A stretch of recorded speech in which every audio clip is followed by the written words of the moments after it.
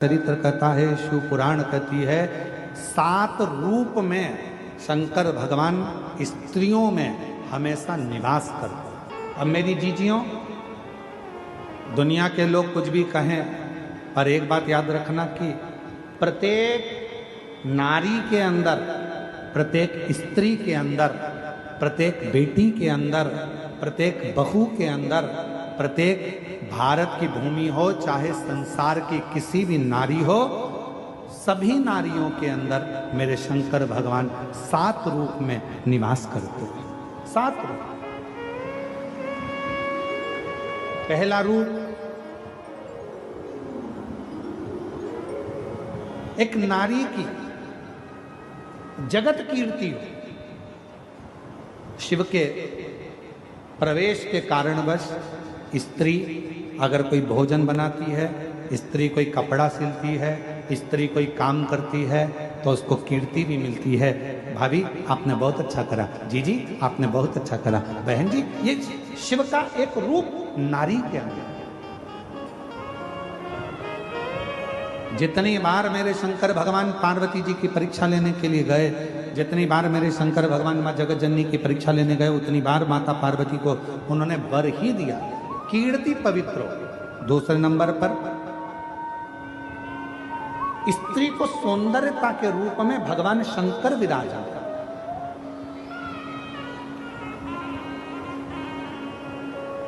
एक पुरुष 50 का होगा, 60 का होगा, 70 का होगा, 75 का होगा। एक पुरुष का चेहरा थोड़ा बदलता जाएगा, ढलता जाएगा, पर भगवान शंकर ने स्त्री को 7 रूप में प्रवेश दिया है, तो दूसरा रूप के रूप में भगवान शंकर का स्त्री में प्रवेश रहता है। भगवान शंकर ने वर दिया है स्त्री को कि तू बुजुर्ग भी हो जाएगी तो भी तेरे चेहरे की चमक ना जाएगी, तेरी सौंदर्यता बनी रहेगी। वो शिव का प्रतिबिंब है, शंकर का स्वरूप है स्त्री के अंदर, उसकी सुंदरता, उसकी सौंदर्यता। और शिव जी ने नारी को तीसरा रूप दिया, उसकी वाणी, वाणी की मधुरता। और कितनी वाणी की मधुरता होती है? हमारे यहाँ सरलता में कहते हैं, जब धर्म पत्नी बहुत प्रेम से बोले ना, ए जी, तो तुरंत खसक लो जी, नहीं तो 500 गया जी। ये वाणी की मधुरता है।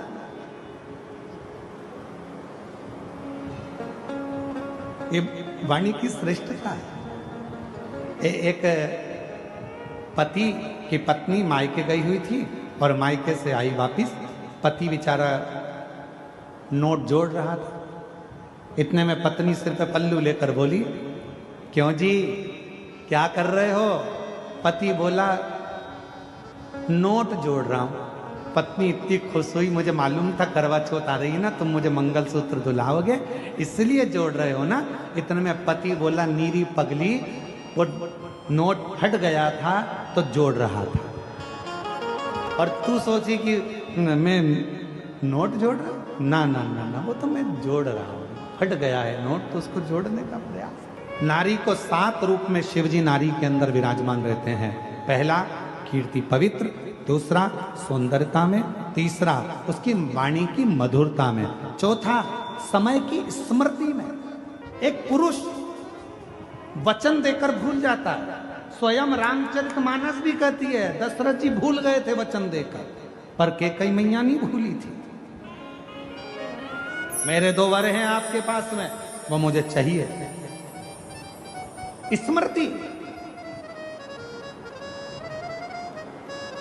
एक बार जब लड़की ब्याह कर कर अपने ससुराल आती है और शादी के कुछ ही समय होते हैं, और सास जो जो कहती है बहू कान में ऐसा भरकर रखती है कि मरते दम तक उस बहू को वो सास की बात याद रहती है। और सास मरकर भी चली जाती है ना, तो वो अपनी बहू को भी बताती है, हमारी सास ऐसी थी। उसकी स्मृति इतनी तेज है। चौथे नंबर पर है स्मृति में शिव है। और 5वें नंबर पर शंकर भगवान नारी के अंदर हैं धारण शक्ति में। किसी की सामर्थ्यता नहीं है कि नारी जैसे गर्भ में अपना बच्चा रखती है 9 महीने तक, उसकी धारण शक्ति, कितना कष्ट, कितनी तकलीफ। कहते हैं एक नारी जब अपने शिशु को, बच्चे को जन्म देती है तब उसका दूसरा जन्म होता है। इतनी धारण शक्ति नारी में होती है। कौन देता है? नारी में धारण शक्ति कौन देगा? वो देता है देव अधिदेव महादेव शिव के स्वरूप में धारण शक्ति भी विराजमान रहती है। धारण शक्ति। और छठे नंबर पर है जो भगवान शंकर स्त्री में रहते हैं, वो धैर्य। स्त्री में जो धैर्य है वो शंकर का एक प्रतिबिंब है, शंकर का एक स्वरूप है। धारण शक्ति शिव का एक स्वरूप है, स्मृति शिव का एक स्वरूप है, मीठी वाणी शिव का एक स्वरूप है, सुंदरता शिव का एक स्वरूप है, कीर्ति की पवित्रता शिव का एक स्वरूप है। और छठे नंबर पर है उसकी धैर्यता। नारी धैर्य बहुत रखती है। होगा, तुम चिंता क्यों करते हो? कर्जा हुआ है ना, टेंशन मत लो, अपन सब अच्छे से होगा। चिंता क्यों करते हो? शांति तो रखो, सब अच्छा होगा। धैर्यता, उसके भीतर धैर्य है, थोड़ा शांति कर लेती है, होगा, समय आएगा, हो जाएगा। और 7वें नंबर पर है जो शंकर का प्रतिबिंब है 7वें रूप में, वो है नारी का क्षमा की मूर्ति।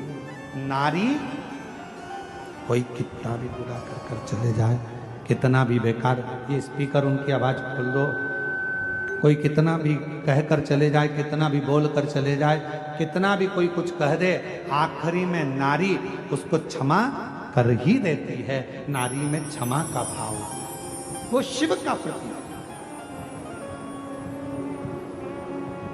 शंकर भगवान 7 स्वरूप में,